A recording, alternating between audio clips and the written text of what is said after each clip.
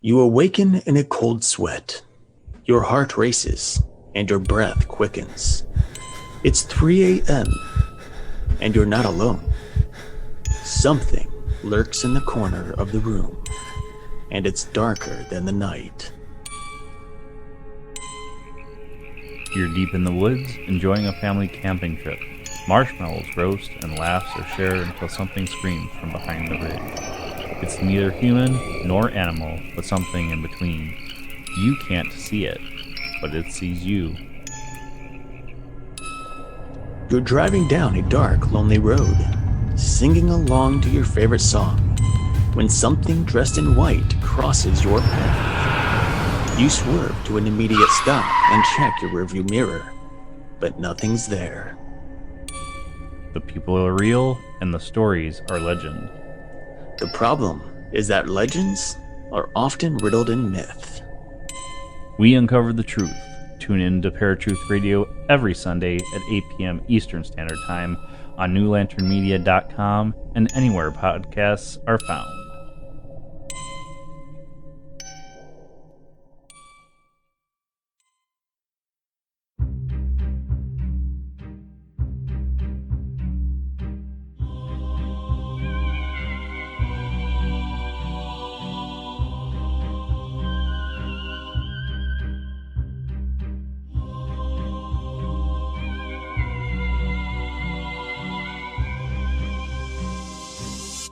Welcome to Paranormal Heart, a place where people can talk about their paranormal experiences.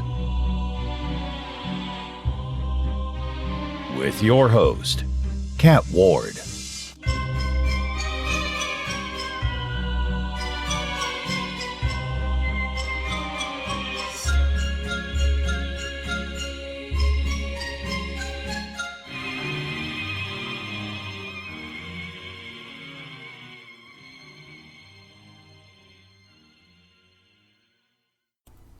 Welcome back, folks, to Paranormal Heart. As always, I'm your host, Kat Ward. Folks, you probably noticed I've made a few changes to the show, and I'd love to hear what you think. So please send any comments or questions to paranormalheart13@gmail.com, or head on over to my YouTube channel. I now have a community button, so it makes it a lot easier to stay in touch that way. I would really love to hear what you think. I've got a great episode for you tonight. My next guest has pretty much experienced it all. He's seen shadow people, he's had attachments, he's heard footsteps and voices when there was no one else there. He's captured great EVPs while doing other talk shows. And he's also an author. He writes about his paranormal journey in a great book called Ghosts and Me. I give to you Kevin Killen. Hello, Kevin. Welcome to Paranormal Heart. Thank you for having me, Kat. Thanks for being here. I'm really excited, and now that we've figured out who our mutual friends are, I have to give a little shout out to Kat Hobson and Cisco Murdoch, my swamp sister. So, that's nice. Yes, Okay. Two amazing ladies. Oh, that they are. Yep. I haven't chatted with them a lot lately, but I'm going to reach out to them now. It's kind of funny. Okay, well, you have some very interesting experiences, plus you have a book. So we will, whatever you want to start with first, and I definitely want to talk about your book as well, but what would you like to start off with? Excuse me. Whatever you like is fine with me. I'm no pun intended. I'm an open book. So, Okay. so anything you want to talk about or whatever, just go ahead and fire away, and I'll go ahead and answer best I can. So, Okay. just whatever you want to chat about is fine with me. Well, let's start with the shadow people. And your experiences with that. You had mentioned that in Sure. your email. Yeah. Yeah, I guess I've had a couple different experiences with shadow people. The one I'm actually I'm not really sure about, but they definitely seem like shadow people to me. And what they are is I usually see them at work. They're really fast blobs of blackness that shoot past, like, right out of the peripherals, and I can see them quickly, and then they disappear when I look at them. But I get the distinct feeling I'm not supposed to see them, even though I do. And that happens every once in a while, and it usually happens at work. It usually doesn't happen here at my house. But my first shadow person experience was when I was in Pennsylvania. I was in bed reading at the time, and I just happened to glance up at the door jamb. We had the bed was facing the door. And I just saw this big shadow go from the floor all the way up to the ceiling, and just watched it form. And it had a head and shoulders and a body. And I just watched this thing grow to the ceiling, and then it disappeared. My girlfriend at the time, I said, "What the hell was that?" And my girlfriend was like, "Oh, you saw him too, finally." And I was like, "What does that mean?" So that opened up a whole new thing. So I ended up running to the window, thinking, "Okay, we're off the floor, or we're off the ground. This is a second floor apartment, so unless you can jump really, really high, you're not going to cast a shadow like that." But I was throwing the window open. People must have thought I was nuts. But I was trying to find anything for that source, but I couldn't find it. And then I asked her, I said, "Okay, could you please enlighten me on this?" And she proceeded to tell me that she's had numerous shadow people experiences, and this was my first one, and it freaked me out because I had never had one before. And that got me to jumping on the internet and doing a ton of research and trying. And back then, this was like 2010.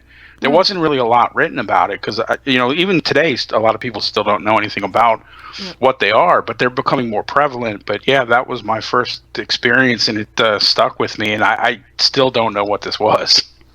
Now, had you heard of shadow people before you'd seen this? No, to be honest, I don't believe I had. This was something new to me. Do you recall if any garments or anything, or was it just a shadow in humanoid form? Yeah, it was just a shadow in humanoid form. It was just a big solid mass of black, and like I said, the shoulders and the head were the only outline I could see, but everything else was just a solid mass of black. And that only lasted for a few seconds? Yeah, and then it just disappeared into the ceiling. Did you have any strange feelings or smells or temperature changes that you recall? No, actually, I don't. But like I said, I jumped off the bed and ran to the window to see what that could have been. Because again, I was incredulous watching this thing go, because it had to have been at 7-8 feet tall. And yeah, I don't recall any smells or anything like that. But I was trying to figure out what this could have been. But yeah, it definitely freaks you out. Wow. And your girlfriend at the time, that was a regular occurrence for her? Well, yeah, and I even put this in my book. Is she was so nonchalant about it, it made me mad because she was just kind of like, "Oh, you see him too," and I was just like, "Okay, we need to talk." So, but yeah, she went on to say that she'd seen things come out of the walls all the time when I wasn't around, and I didn't know that. So, yeah, how do you tell your significant other something like that? Until they experience it, they're going to think, okay. Yeah, that's and did you see it any other times at that apartment, or just the one time? No, just the one time. Okay.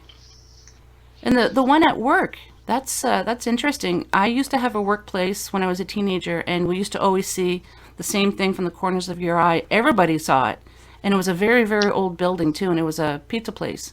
I can't remember what it was prior to that, but ever since I remember, it was a pizza place. And yeah, it's everyone used to see it. And same thing, you turn to look at it, and it wasn't there. Yeah, that's it. Like I said, the ones that at work, and the thing that's the weird about the ones at work is I usually see them when I'm in my car before I go into work. Oh, really? And I work usually overnights, so by the time I get to work, it is dark. But yeah, these things, and again, like I said, I am empathic, and again, that's where I get the feeling that these things are not. I'm not supposed to see these things, but yet I do, and I get that distinct feeling from these things, whatever they may be. I'm thinking they may be some sort of elemental, but I'm not sure. Do you get the feeling that they know that you're aware of them? Yes, I definitely do, and that's where I get the feeling that it's funny because the first couple times I saw that, I got this the whole night because I actually saw it before I went into work, and it really bothered me because I'd never seen these before. But it kept nagging me all night.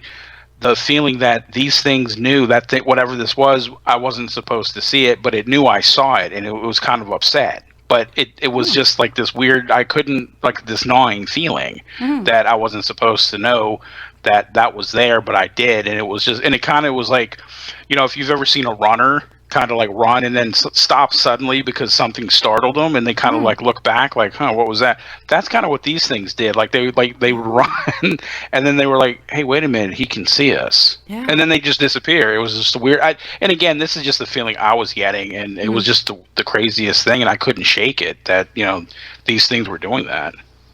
I always firmly believe that your feelings, go with your feelings. A lot of people try and dismiss them for whatever reason, but I firmly believe that you should go with your feelings. Absolutely, and I've learned that the hard way throughout the years. But I've lost money from not going with feelings with lottery tickets and such and numbers. Yep, same here. So I've learned the hard way to do that. But again, now I'm a little more self-aware. So when things like that happen, I definitely go with my gut. Yep. So for your workplace, do you know if anybody else has seen those, or was it just yourself, or did you even bring it up to anyone else? I really haven't brought it up to anybody else. My workplace, I'm a drug and alcohol counselor.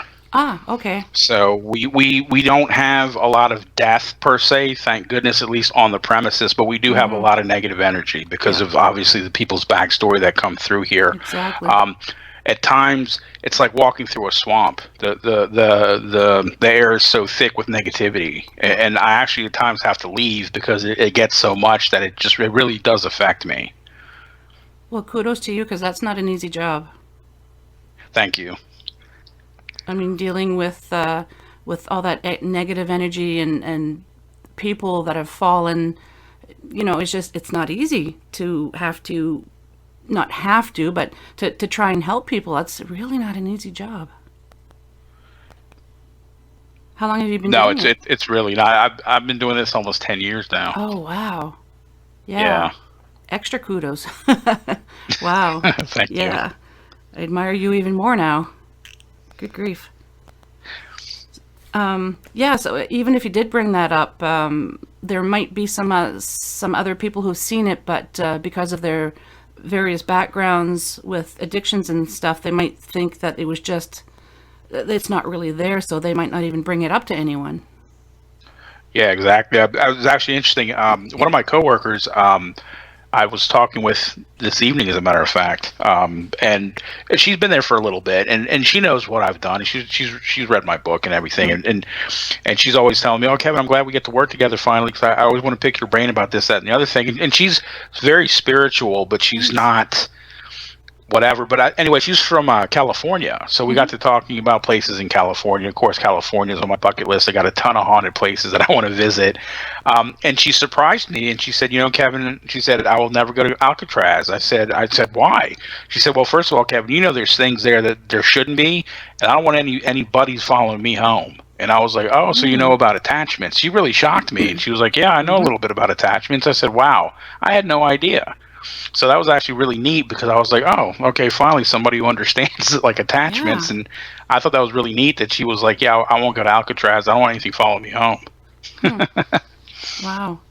Well, let's talk about your attachments. I know you've had at least 2. Yes. One good and one bad. Which one do you want to go with first? Well, let's go with the bad news first and then the good news. Okay. When I was in college, I was dating a woman. I'm still really good friends with her, actually, and she was a witch, or she still is a witch, but she's a psychic. I call her a psychic witch, and I don't know if that's really the order it should go in, but either way, this is what she is. And one day we had some friends that were. Her boyfriend was a non-believer, and we wanted to show him, hey, the spirit world, these things exist. So he was a firm, this is a bunch of crap. I don't believe in any of it, whatever. So we said, okay. So we said we were going to do a channeling session. So we went ahead and did a channeling session. And during the channeling session, we all saw this thing, and I don't know what this thing was. It was like a horned creature of some sort. It all popped in our heads. We all saw it at the same time. Well, it broke the circle, and it freaked us all out, because we were like, oh my God, what was that? Did you see this? And we're all comparing notes here. So, and the guy, he saw it and it shook him, and he just was kind of, he was, Mr. Macho, and he still was like, yeah, that's still crap. I'm going to go home. Well, the following weeks, we all experienced various things of bad luck. We experienced things broke down mechanically. They broke up. The girlfriend and the boyfriend who didn't believe broke up. He got into a motorcycle accident. Oh.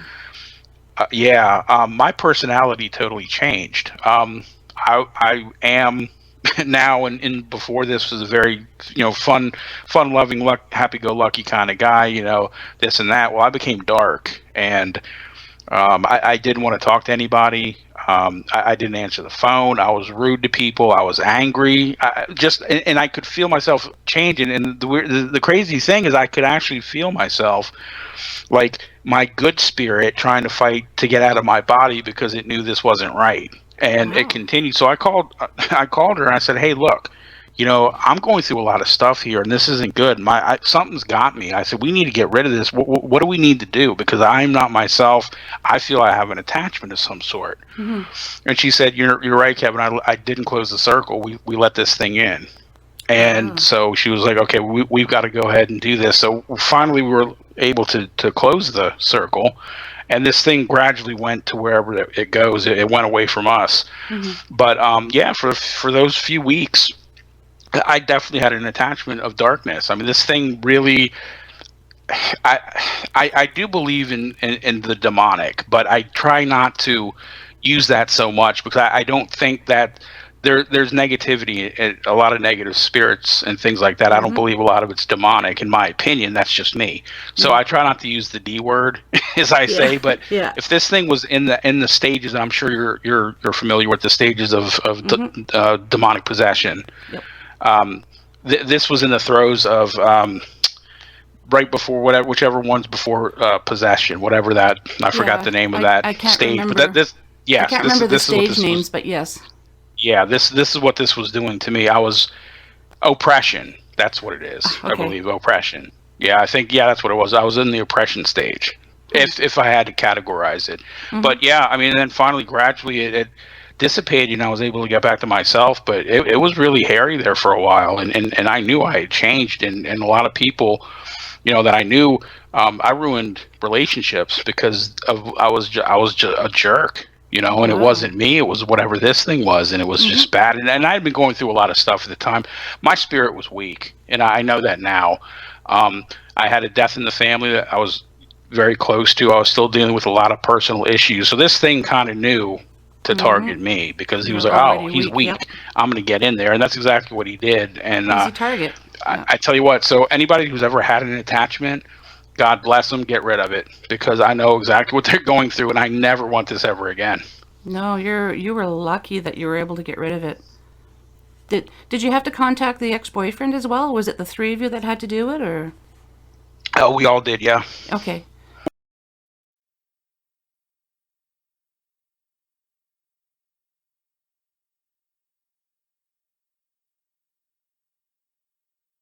What we did is we just went in a circle and held hands, and my then girlfriend, she went ahead and just basically put our minds, we had to get our minds set to where we wanted to be, and then she basically just we basically what she did is she had us imagine a door shutting.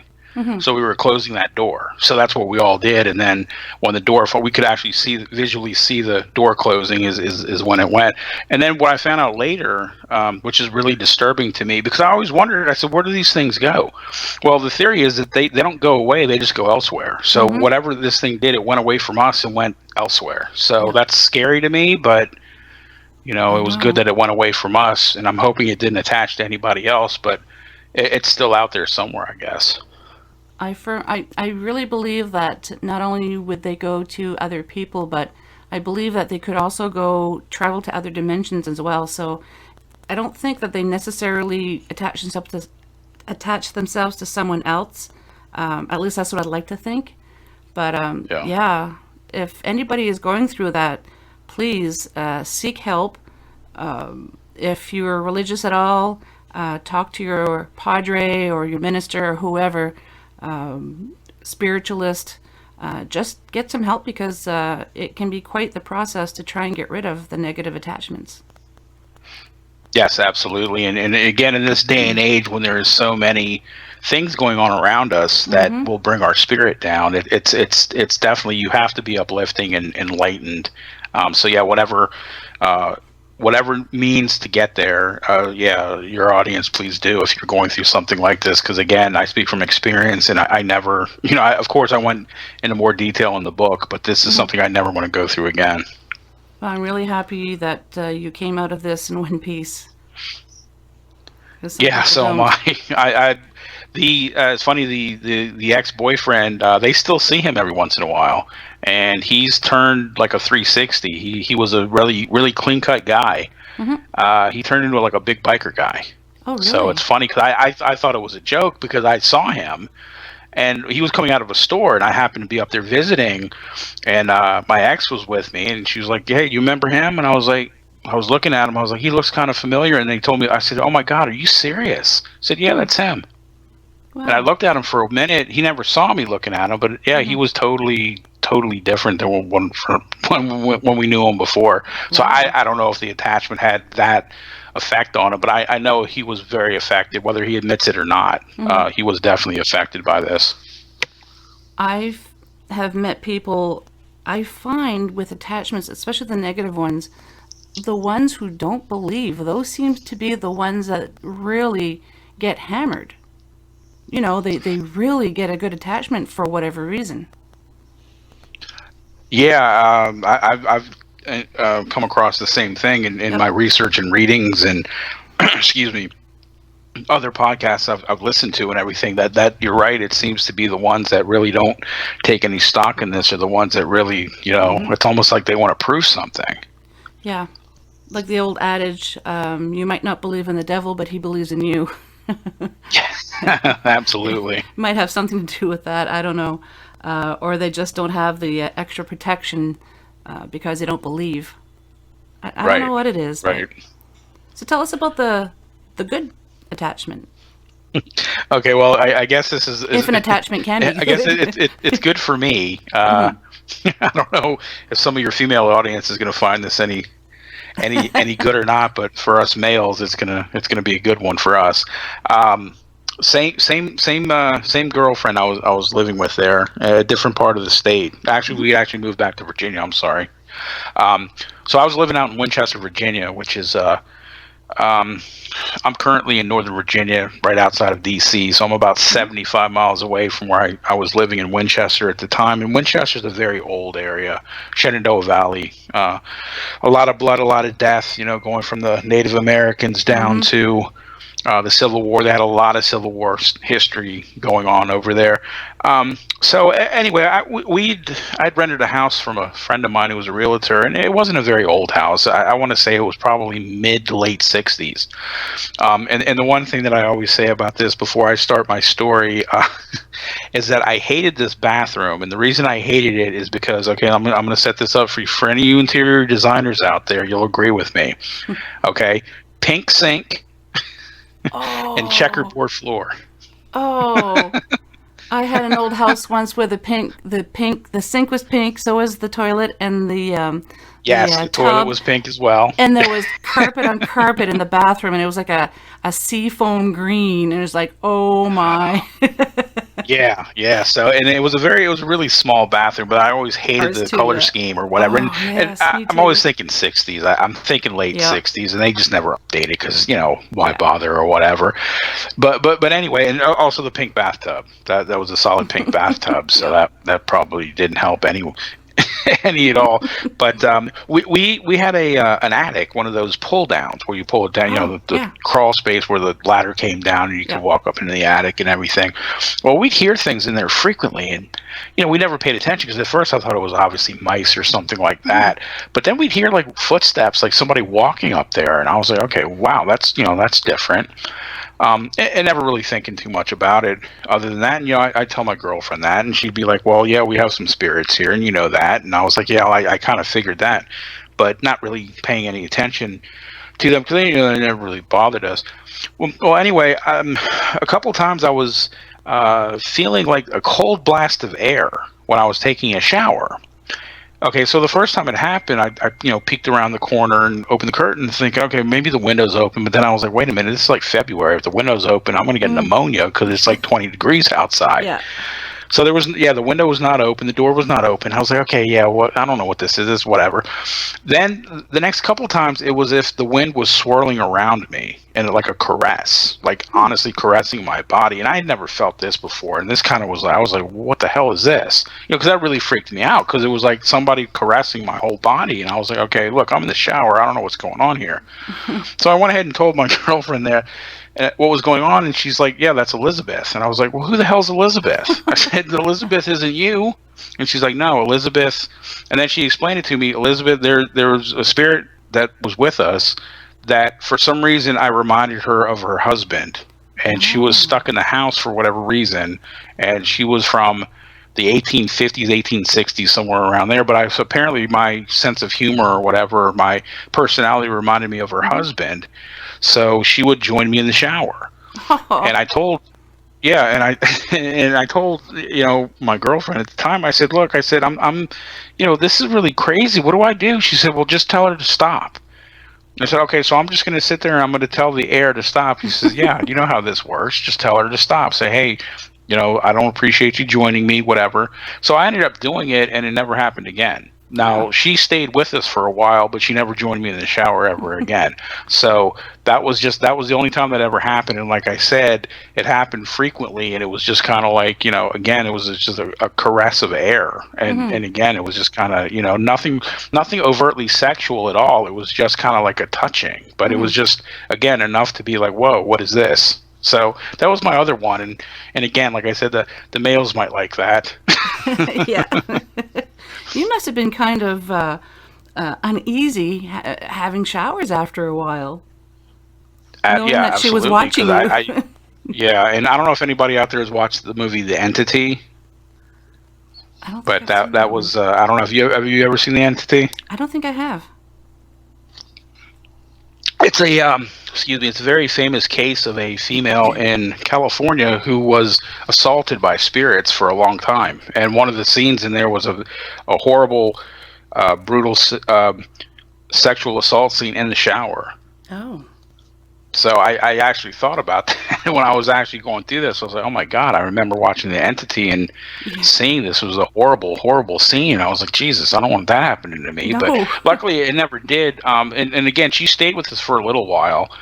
She moved with us to another house, and then she just, for whatever reason, they come and go. And I haven't understood this, but, we don't chase them off. They just kind of I guess they're kind of like, one of those friends that might get tired of you and they just don't come around anymore. So she just went on to other pastures, I guess, and just disappeared before we moved to another house. So, but she was with us for a good while. And like I said, she never bothered anybody. She was just, just one of those spirits that was just kind of with us.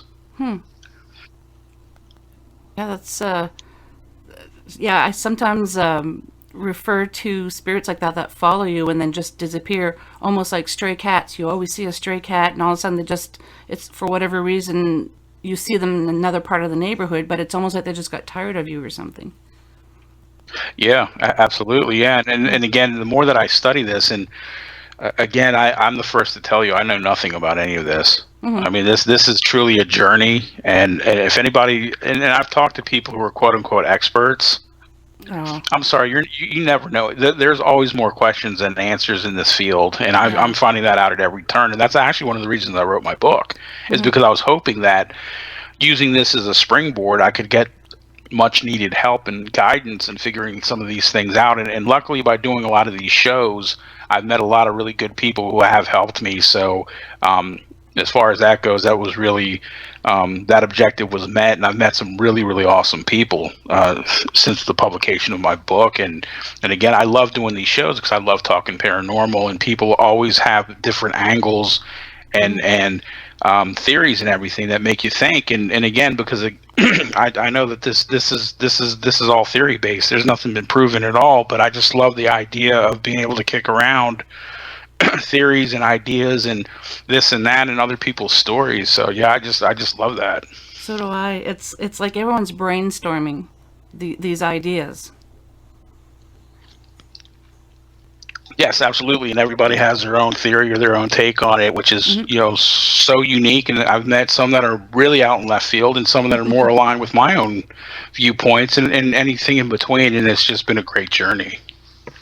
I've said countless times the thing that fascinates me about the paranormal the most is it doesn't matter what culture, what religion, whatever. Everyone has some kind of a story of a cryptid or a spirit, or everyone has them in their history, in their in their tales, and it just fascinates me. So there has to be something to it if every culture has these stories.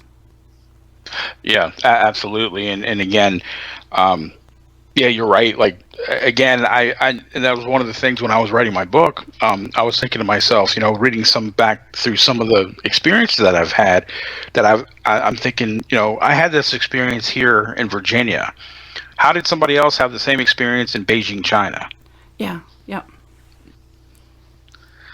Or when you find out certain, how can I, for example, like before the internet, before we could actually talk to different countries, pyramids in Egypt, and there's pyramids other places around the world that are older than the Egyptian pyramids. I mean, how do people who can't communicate to each other like we do now come up with the same designs? It just absolutely. fascinates me. I mean, that absolutely, and even like you said with the cryptid, something that is Sasquatch here in, say, Idaho, is the same thing in Siberia, Russia. How can that be? But it is. And they call it the Yowie over in Australia. It's right. a very similar creature. Yeah. Different names. Some of them might have a physical variance, but they're pretty much the same thing. And yeah, it's extremely fascinating to me. So tell me about, you said you had some EVPs while you were on some talk shows, or not, or just, some shows that you were on, and they only heard them afterwards. That fascinates me. Tell us more about that. Sure. I'd actually, I was doing a show back in October, right around Halloween, go figure. Yeah. And I had just moved into a new house, and at the time I was doing the show in the kitchen area, but I like I said, I have a headset, so I have a tendency to just walk around because I'm kind of like, I drink coffee, so I'm kind of bouncing all over the place. So anyway, I choose, this is pretty large house, so that's kind of my exercise routine also. So I did the show. It was a great show. I really enjoyed the excuse me, the host. They're actually in another part of Pennsylvania, so we actually compared notes about our time in Pennsylvania. We were actually in two different places, but we've actually been to a lot of the same haunted locations, which I thought was really cool. I think we kind of bonded over that. Is the fact that he'd been to this place investigating. I've been there just before I even knew it was haunted or whatever. So we texted back and forth, and we talked on the phone, and it was just really neat. So I got a text about maybe 2 weeks later, in the morning on a Saturday, and he said, "Hey, bud, give me a call when you get a chance." And I thought to myself, "Oh, geez, what's going on here?" I said, "Man," I said, "they hate me or something. Did I do something?"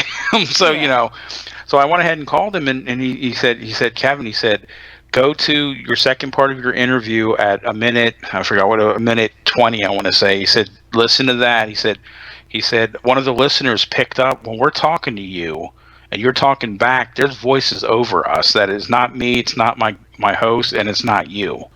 Check it out and see what you think." And I was like, okay, that's cool. So I went ahead and played it, and sure enough, as I'm talking, you can hear a sentence over me.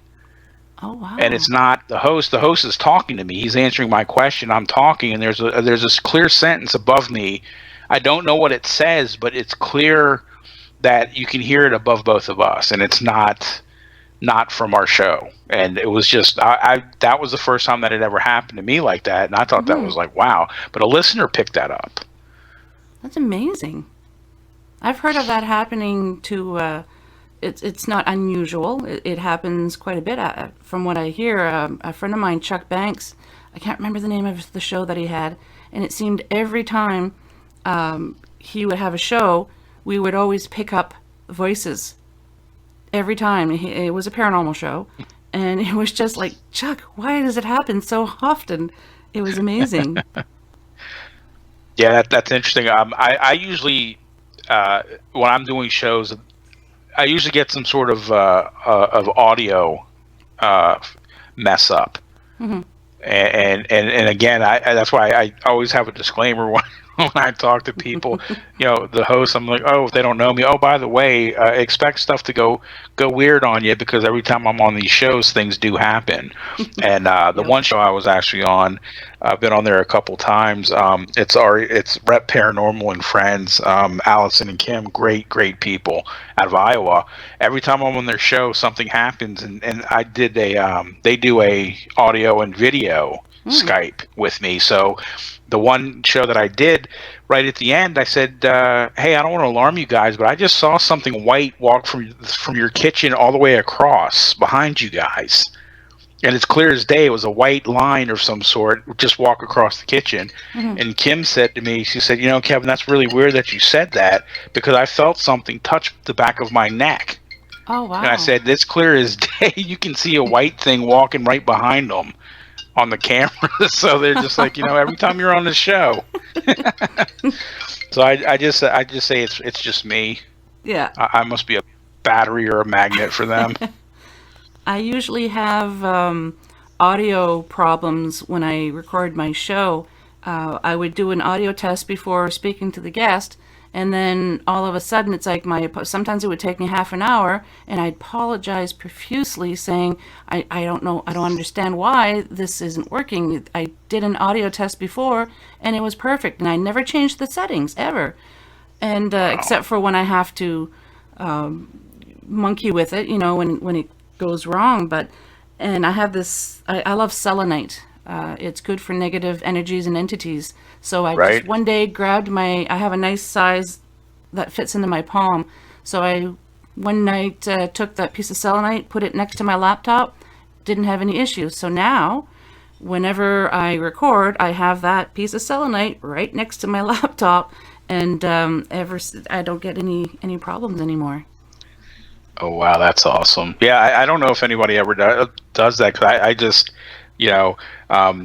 I just think it's fascinating. For me, and one of the other times I was doing a show, and I had, at the time I was actually in another house, and I had my back towards the wall, and I felt the cold air, and it was like as if somebody was like, crouched over me, watching me. And I told the host, I said, man, I'm getting I've got something right behind me. Mm-hmm. And they're like, what? And I said, oh, I can feel it. It's right behind me. It's on top of me, watching. Wow. So I just say that they just want to join in. They're just interested, and they're curious. They just want to join in and say hi, So what are you doing, Kevin? Yeah, exactly. Yeah. That's exactly what it is. And, there were people once too. So it's just kind of like the annoying little brother, popping up. Hey, what's going on? What are you doing? What are you doing? So and they always want to hang out. Yeah, exactly. I've mentioned this before. I don't know if you've ever heard me say this, but I had a friend, Elaine.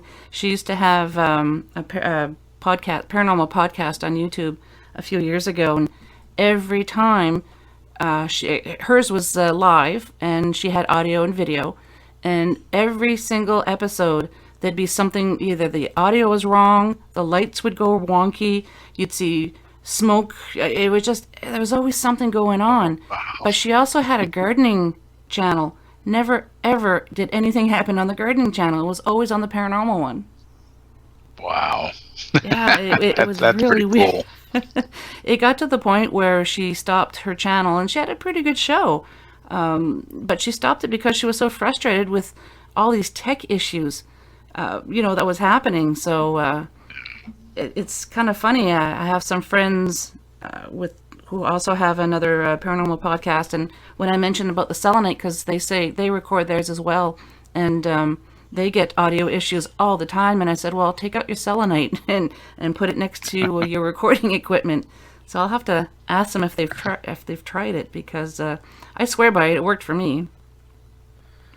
Yeah, that's a shame that your friend had to cease operations because of that. But I can see the Yeah. frustration because, like I said, with some of the shows that I've done when they have the audio problems and video problems, it is frustrating because they're just like, most of them are like, I don't know what's going on here, Yeah. but and they're trying to fix it. They're like, I'll have to go back over it later. But then they realize, oh, we're live, so it's like, oh, I can't, I don't know what's going on here. But Yeah. so I can see the frustration, and again, that's a shame. But going back to the show that I just was explaining to you, where I had the voice over us. That whole episode was plagued with audio issues that I didn't hear. I heard a few things during the show, and I asked one of the and he told me it was something to do with his Skype, that he had something set on it. And I was like, oh, okay, because it made this like really weird noise, and I was like, what was that? And he said, oh, that's us, it's on our end.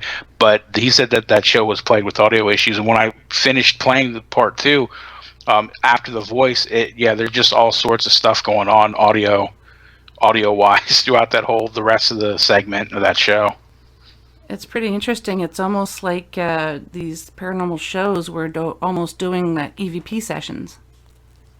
Yeah, exactly. Like I said, I guess they wanted to be part of it too. Yeah. If any one of you listeners ever pick up anything on this episode or any other episodes, please message me and let me know. I'd be really interested. I haven't had anyone yet message me to tell me that they were picking up on anything, but yeah, please, if you hear anything, I'd like to know about it and go back and see if I can pick it up as well. That would be interesting. Have you ever? Yeah, definitely. Like I said, I again, that's kind of like my MO now. Yeah. It's like I go on these shows not to just talk, but to see how the shows are going to have some audio issues. Well, whenever I'd have, before I started taking the selenite, whenever I would interview guests that there were friends of mine that had other podcasts, it was kind of my MO. It's like, yeah, guess what? I have to stop recording for a minute because I have audio issues. And they're like, yep, I figured that. And so many times I'd have to reschedule because of the audio issues. And they're like, yeah, I figured it would happen because it always does. But knock on wood, it doesn't now. Yeah, it's funny, but... Yeah. Have you ever gone on any investigations? Nothing formal. It was actually, it's kind of interesting because I didn't think of this while I was writing my book, and with my experiences and everything, that I had actually been investigating on my own and never even realized it because I never looked at it as such. But never with a team, never with other people. But I want to. That's one thing that I've been finally invited to with a couple teams once this COVID mess kind of gets out of the way. Yep. I'm excited about that. Nice. As a matter of fact, Cisco invited me to Gettysburg. They have a big bash down there every year. Yeah. Yep. And she invited me. She said, "Kevin, come down. You're one of us now." Yeah. So, if I can get down there, I'm definitely going to. But yeah, nothing formal. Just things that I did growing up and things I've done. Pull out the tape recorder and hit play, and never anything like you see on like these ghost shows with the EMF meters and this and that. But I definitely want to, because I honestly believe that I'm like a conduit. I think for spiritual activity. So I think that actually something within me attracts them. And I think that, if I did go on something, if nothing ever happened before, if I tag along, something will. Probably. It sounds like it. It's like the team that I'm with, some pieces of equipment, a certain team member would be holding it and they get nothing, but yet another team member would hold it and it's nonstop activity. So it's kind of funny how, a piece of equipment, the entities just seem to be drawn to certain people. It's amazing. It's almost like, again, the stray cat scenario. Some people will see them all the time and they go up to them and, interact with them, and other people, the stray cats don't want to have anything to do with them.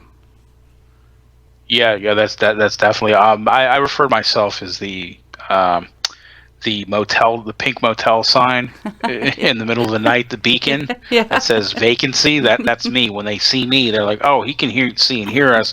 Let's go for him." Yeah. So that's kind of what I refer to myself to. Is that's me. I'm the vacancy sign in the motel in the middle of nowhere at 3:00 in the morning. I think the entities get excited when they know that someone can actually either see them, hear them, sense them, whatever, I think they get excited, because I believe that a lot of the entities try and communicate with us, and some people just do not know that they're there. They don't hear them or sense them or whatever.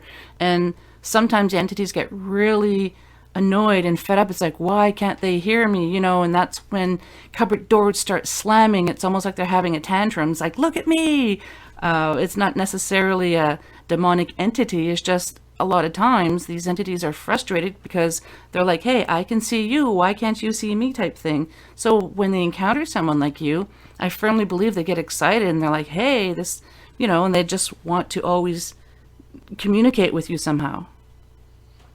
Yeah, I think you're absolutely right with that. Because I've actually been in places where, I can pick up things and I can see and hear things. Other people are walking right by me. They're like, "What are you talking about?" So yeah, I think you're definitely right that when I go to a place, and of course, they'll let me know. Like I said, I'll get touched or I'll hear something in my ear or something. They'll let me know that they're usually like, "Hey, what's up?" I mean, it's kind of like a ghostly high five. Yeah. I can just imagine a ghost kind of go up to you and kind of poke you in the arm and say, hey, do you know I'm here? Yeah, and it's funny because I obviously with the reaction that they'll I think understand that, but I like to talk, so I'm a very vocal person, so I'm always like, when I first got together with my current girlfriend, things started happening in her house, and she was like, "Oh God, would you bring me?" So I just say, "Just talk to him," So I'll go, something will happen. I said, "Stop," I'll say, "Leave him alone," and it'll stop. And they're like, "How do you do that?" I'm like, "Look, they're just people. It's just like, your niece running through the house slamming a door. She does the same thing. You just can't see her." And they're like, "Oh, okay." So I'm actually trying to educate her because she grew up in the religious. Her father was a pastor. They were very involved in the church. So with me being there now, I'm trying to educate them on the paranormal side. And she struggles with it. And I understand that because it's something that she was not privy to growing up. And it's something that it's difficult for her to understand. But she said when she started reading my book, all sorts of stuff went crazy. Oh, really? So I thought that was interesting that she was because I live in a different state than she does. So she'd call me and she'd be like, "Kevin, I'm on chapter 5 and my lamp is going crazy in this room." And I'm just like, "Oh, okay." And she just, every time she'd read my book, something would happen. Like she'd find like something would fly across the room or something would end up where it shouldn't be. And she's like, "Kevin, I didn't move that." And I was like, "Well," I said, they just want to say hi. They just want to, and they're just like, "Can you come here and do something? Because this is kind of creeping me out." So it's really interesting because, I think you're right. They're just, in human form, they want attention. So why not in spiritual form? Yeah. I have a friend, her and her husband moved into a new place a few months ago. And I told her, I said, well, once you move in, once the movers are there, I'll go and sage your place for you just to clear out the place, because there's been how many families living in that same apartment type thing, right? So I said, just to clear out all the energy that's there, I'll go and sage for you. She goes, oh, great, thanks. So I was going to go in a couple of days. Well, that evening I get a text, and she says they're hearing stomping, and it's kind of like row housing. And she said there's nobody living on one side, and the people on the other side are gone. I don't know where this is coming from. And even her cats were acting up. Big tails, just freaking out, didn't like the hall. And every time she went to the washroom, especially in the middle of the night, they would follow her, which apparently they just were not acting normally. So, and I couldn't get to her right away. So I said, well, what you and your husband need to do is firmly, with authority, they don't have children, but I said, use your mom voice, I said, with authority, firmly, you have to say, we know you're there, this is our house now, and we don't want you to bother us. If they're comfortable with having the entities there, I told them, tell them they can stay, but as long as they don't bother you. But if not, she said, no, we don't want them here. I said, okay, tell them they need to leave. It's your place now, not theirs. And you guys have to believe it. And I said, you have to say it firmly, both of you. They did, and then she said the whole place felt like the cats were acting better. And then I went the next day. I went a little early and saged the place. And she texted me later, and she said the atmosphere just feels so much lighter now. It feels happier, and So yeah, anyone who has anything like that going on, like I said, use your voice of authority, because we do have the power. Yes, absolutely. Like I said, that's a lot of things, and that's the thing is that you try to tell people this, and I've had people at work that they're some of the ones that they may or may not have read my book. They know it's out there, and some of the things take place at work.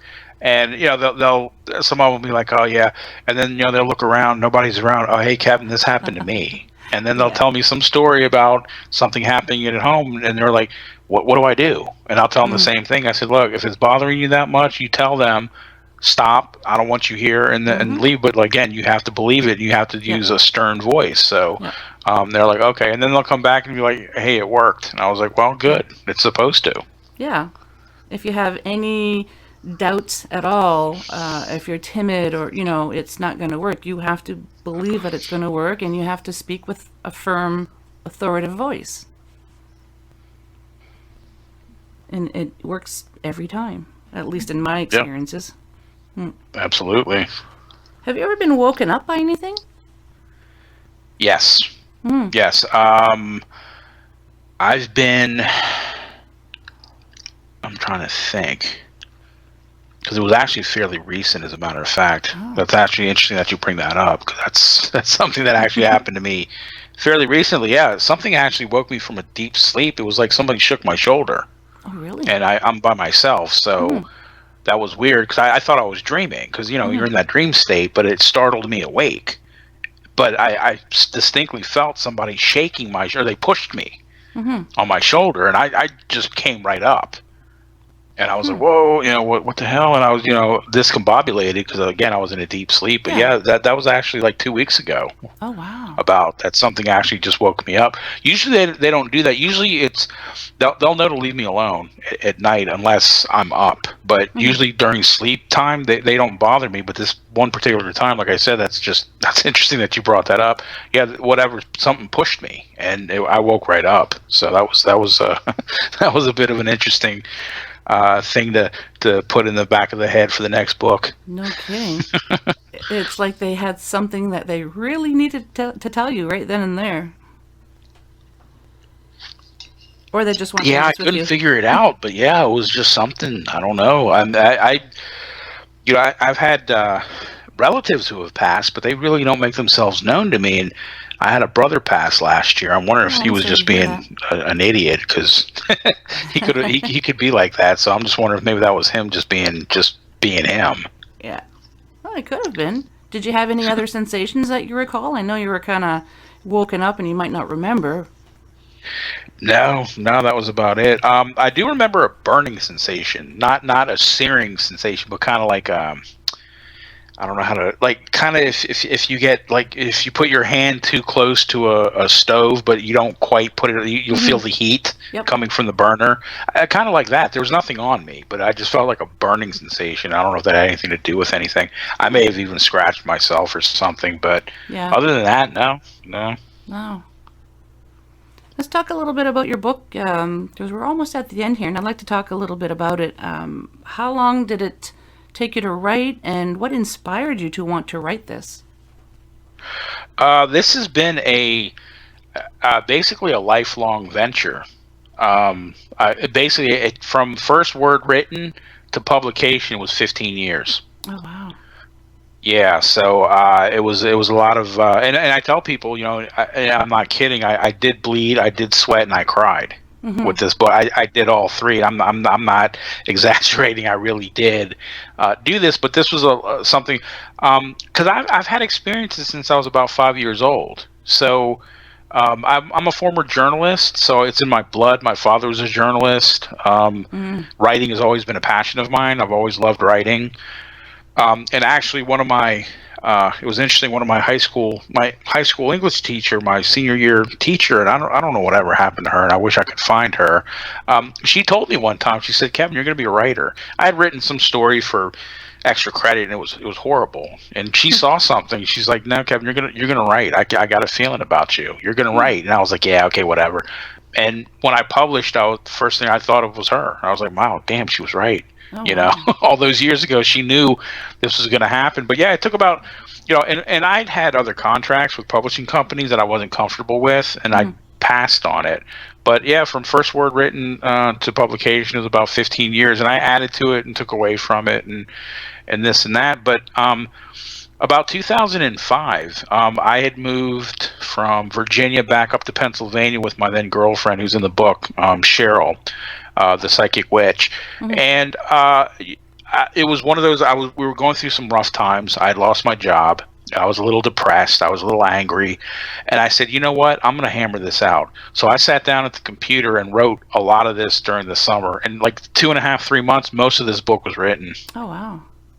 Yeah, I just every day just hammered away at it, and of course I added to it, took away from it.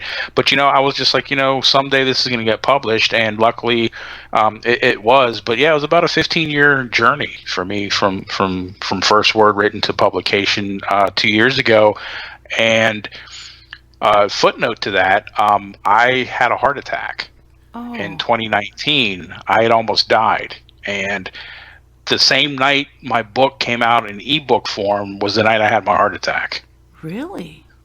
Yes. I didn't find that out till later because I found that out about a week later after I got out of the hospital and everything. I didn't know my book was out then in ebook form, and I was like, when did that come out? And it showed you on the website, my publisher's website, that it came out that day, and I was like, wait a minute, I was in the hospital when. But yeah, I had what they call the Widowmaker, the one that usually kills people. Yeah. You're Yeah, lucky. so I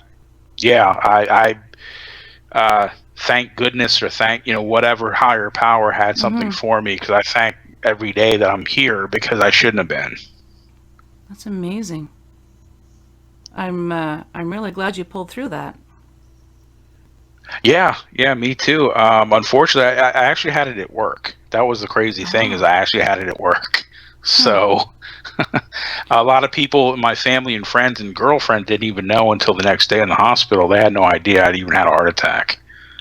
Were there other people with you working? If I had passed, that would have been a lot of craziness. Yeah, no kidding. Yeah. Did you have other coworkers with you, or were you by yourself?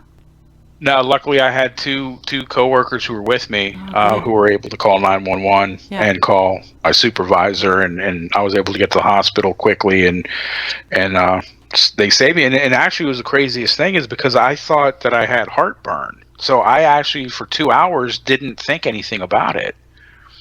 And then I was like, something's not right here. And then I was like, yeah, call 911. I think I'm having a heart attack. But for 2 hours, I actually, and again, I work overnight, and I was working the night shift, and we do bed checks every hour. So I actually did a full bed check, which is walking through the building, checking all the rooms.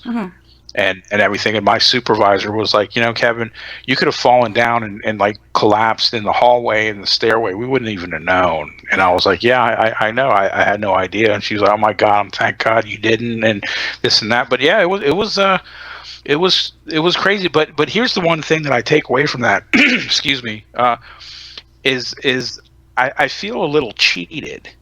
And the reason I say that is because I consider this to be a near-death experience for me, because I almost did die. However, there was no white light. There was no relatives in the room. There was none of that.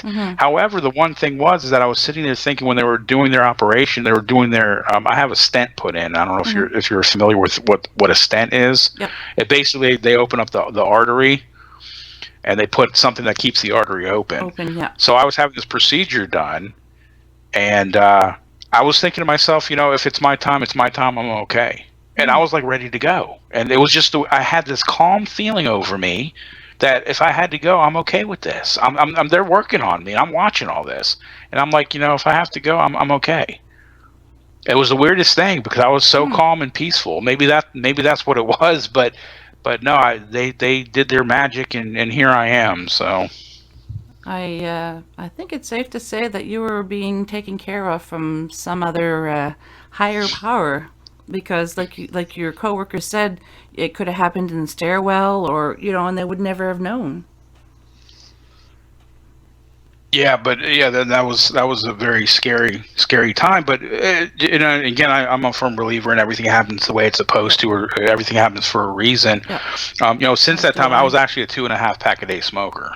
Oh, do you still So smoke? I've quit. I'm almost 2 years nicotine free. Oh, And I feel congratulations. great. I eat a lot better than I did. That was another problem. I was not eating very well. And of course, working overnight, it was a very stressful job, things like that. So I wasn't taking care of myself. And this was the end result. And luckily, like I said, 2 years later, here I am. And I've changed my lifestyle totally and just done a lot of things a lot differently and feel better. So anybody out there listening to this, please take care of yourselves. Yeah. Wow. Do you find now that you've stopped smoking that cigarette smoke really bothers you and you have better sense of taste? Yes. Yeah. Yes. As a matter My of mother fact, was a heavy smoker, and when she quit, she was disgusted by it. yeah, and we have people who smoke at work all the time. Not my coworkers, but clients. And Yep. when they come in from the outside, I have to leave. It almost makes me sick now. And thinking, wow, that used to be me. But Yeah. now I can't be around it. It'll literally almost make me physically ill. Yeah. And I've never been a smoker, but I find certain brands really repulse me more than others. I don't know which ones they are, but oh, it's kind of funny how you can pick up on things like that. And people who smoke, they like, I don't smell anything. It's like, well, trust me. Yeah, exactly, and that's one thing that I've actually that they did say, because I did all this research after this, and that was the one thing that the doctors say is you'll get your taste and smell back. Well, taste I'm not really sure about, but my sense of smell is like 20 times better than it used to be. Oh, wow. Yeah, It's it's amazing, really isn't it? increased, and it's just it's kind of weird. 'Cause I'm sure you've heard, like when somebody one sense goes, other senses kick in to take over with that. So I don't know if that has anything to do with it, but my sense of smell is just it's like that in my hearing. It's weird because my hearing's increased. I'm almost like a Really? bat now. It's like weird because I'll hear stuff and it's like, did I just hear that? And then people will be like, how did you hear that? I was like, I don't know, I just did. That's funny. And they're really, but yeah, it's interesting. But yeah, if anybody's out there and they live a very unclean lifestyle, please get checked out and do that. That's the one thing that I take away from this is, like I said, I almost became a ghost. And Yeah. so I don't want to see other people do that. But I learned my lesson the hard way. Wow.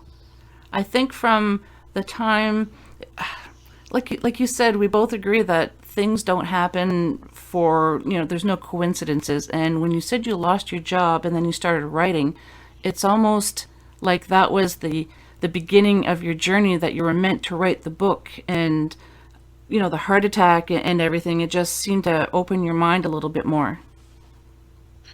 Yeah, definitely. Like I said, this has been a journey for sure. Like I said, I've had experiences since I was about 5 years old, and obviously they continue to this day. But yeah, you're right. Every step of the way and everything, it has been a definite journey from now until then, and everything in between. I just want to touch a little bit on, you said ever since you were 5, you had paranormal experiences. How were your folks when you were having experiences? Were they, did they just say, oh, it's your imagination, or did they kind of embrace it and say, yes, there are things like that? My mother, she, and to this day, I'm convinced of that my mother passed about 20 years ago. But she knew more than she would let on. I think that she had abilities that she didn't display because she didn't want to, and she was also unfortunately, she was an alcoholic. So I think her senses got dulled a lot by the liquor. So she never opened up, but she knew things, and she was a tough Irish broad. So, but she would tell me every once in a while, we talk a little bit about, but then she would just kind of push it to the side or change the subject. But she'd be like, "Oh yeah, you remember this?" And there was always something weird about that place. And then she'd stop and change the subject, and she wouldn't go into it. My father. I've talked to my father. My father's still living. He's in Texas, and he read my book and everything. And he was like, Kevin, I don't remember any of this. And I was like, well, I'm sure you don't, because my dad's one of these people. And again, that's fine. I'm not here to convert anybody with this book. Trust me. I mean, either you're going to believe it or you're not. And if you don't, that's fine. I'm writing for this. This is basically informational and my memoir. So that's what it is. So I'm not gonna. I have a brother. My brother he's totally thinks I'm full of it, and I'm out. Whatever. And that's fine. That's that's his opinion. But yeah, my father. It's funny because he remarried a Japanese lady because he was living in Japan for a while, and they're really huge on spirits and ghosts and everything. And she really believes that. And she it's funny because she'll tell stories about stuff that happened in Japan and Korea where she lived. My dad just kind of goes along with it, but I don't think my father believes any of it at all, and that's fine. Again, it is what it is. But yeah, my mother knew things, but I think she tried to kind of protect us from that. And again, she, I feel badly because I wish I had picked her brain more before she passed. Yeah. Do you know if there's anyone else in the family who might have had the same abilities as you? And uncles, my brother, my middle brother just passed last year. I was estranged from him for about 5 years, but I have a feeling he had some abilities. Unfortunately, he also had substance abuse issues, so I think a lot of that got dulled also. But I think I just have a feeling that he had some abilities. Maybe that's why he might have had abilities, and that's why he went with a substance abuse. Yeah, I mean, it could be, and that's one of the things that I've found out a lot, and I never really think about this because I think more along the lines of these things happen first. You have the substance abuse issue, then all this other stuff happens. But I never really think of it the other way around. Like this stuff happens to you first, and then you try to dull. You don't want to see or hear things, so you start drinking and doing drugs. I never really look at it from that angle. I look at it as, things, you have these abuse problems first, that opened you up to bad things, and then the negative energy got you. So that's actually interesting to look at it from the other viewpoint. I started thinking that way because I had a family member a few years back. We were talking, and they know what I do, investigation and everything. And they messaged me one time back when we just had Messenger, before Facebook and everything. And they were telling me about, it's going to sound crazy, but I know you're going to understand, but I think there's ghosts in the house, my girlfriend doesn't see it or anything like that. And he was telling me about some experiences, and I said, oh yeah, it runs in the family. And he's like, wait, what? And he likes his beer. Let's just put probably a little too, well, no probablities about it, but a little too much. And I believe that's why he started drinking the beer so heavily, is because he was trying to silence things and not see them, and because he thought he was going crazy, And once he found out that it runs in the family, then he's like, I had no idea. I'm like, yeah, my mom and some of our cousins, and and he kind of felt better after that. He says, I had no idea. So yeah, I firmly believe, after talking to my family member, that a lot of times when people have substance abuse, it could be, I'm not saying that everyone who abuses substances like that's the case, but I do believe that happens. Yeah, that's like I said, that's actually an interesting viewpoint. Again, I usually have a tendency to go the other way, not thinking about what you were talking about. But yeah, thinking about that now, that could be. Like I said, I do believe my mother had abilities. And again, I'm an older. Actually, I'm a child of older parents, so I don't know a lot about my family because unfortunately most of them are a lot older than me, and most of them have passed. So. Which is a shame. And I've done the Ancestry.com, and my father tells me what he remembers. But and again, so if we have ability, I have no idea because again, I don't really know what's out there. But that's actually an interesting theory that it could have been something like that. And in my mother's case, it could very well be that she was trying to drown things out. Yeah. I've encountered more and more people ever since I kind of realized. It's almost like I had an epiphany. And I just find I've come across more and more people who actually, I don't ask, they just start telling me this. That's why they started drugs or drinking or whatever. And then it's just fascinating to me. And I kind of wish that people like that, if they could just reach out and realize that, no, these things are actually happening to people, maybe they wouldn't be abusing all these substances.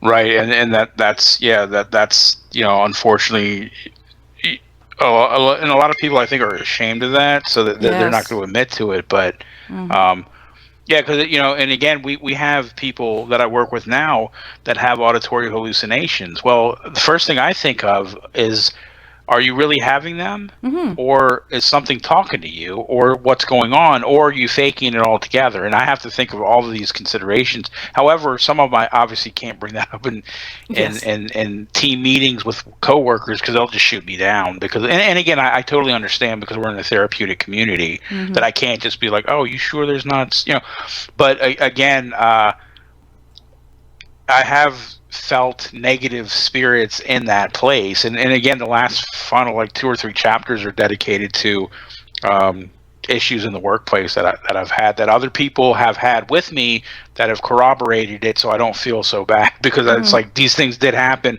I had 2 or 3 people witness the same thing I did, so I feel comfortable writing about that.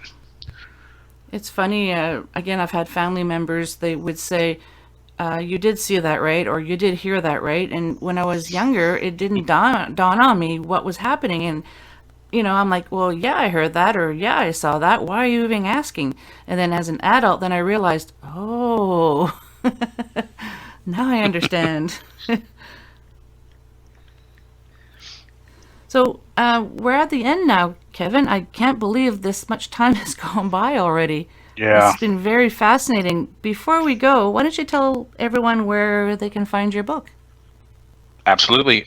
You can find my book at ozarkmountain.com. That's Ozark Mountain Publishing.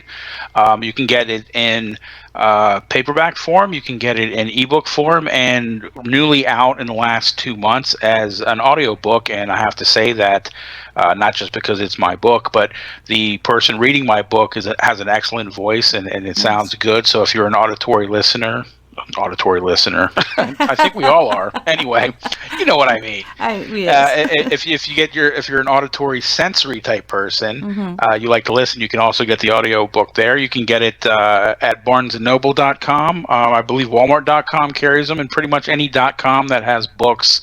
Of course, amazon.com, can't forget that. They have them as well. And also, one thing I do like to do, I love talking to people. And if you have any questions, concerns, comments about spirits, witches, ghosts, Bigfoot, drug abuse, whatever it might be, hit me up at KKILLEN, Killen, B as in boy, T as in Tom, at gmail.com, KKillenBT at gmail.com. That's my personal address. It's on the book also. And drop me a line, say, hey, let's talk or whatever. And, we'll go from there. I love talking to people, and again, without the audience, I wouldn't have anybody to read anything I write. So I appreciate that. And again, I just love talking to people. And I believe the book is called Ghost and Me, A Paranormal Journey? Yes. Important to mention that. By Kevin Killen. Did I pronounce that right? Yes, you did. Okay, good. I'll also add the links to the show notes, so as usual, anyone who's interested, they don't have to go searching. They can just look at the show notes, click, and they're there. Thank you very much, Kevin. I really enjoyed this. Kat, thank you for having me. I had a blast as I knew I would. As did I. Well, we both know Cisco and Kat Hobson, so of course we have to have a connection. Yes, we do. And if you talk to them, tell them I said hey, and I've been meaning to drop them a line as well, so I'll definitely be doing the same thing. I hope you do the same. If you talk to them. Okay, well, take care, Kevin. And just hang tight for a sec. I'm just going to say goodbye to our listeners. Take care and be well to yourselves and everyone around you.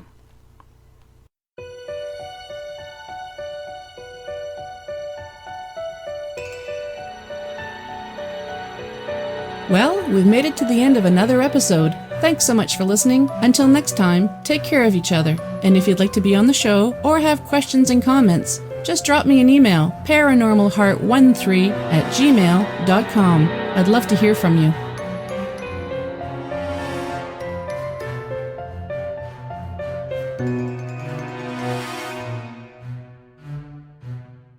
Paranormal Heart would like to extend a special thank you to PurplePlanet.com for supplying the music for the show. The views and opinions expressed on Paranormal Heart are those of the host and participants.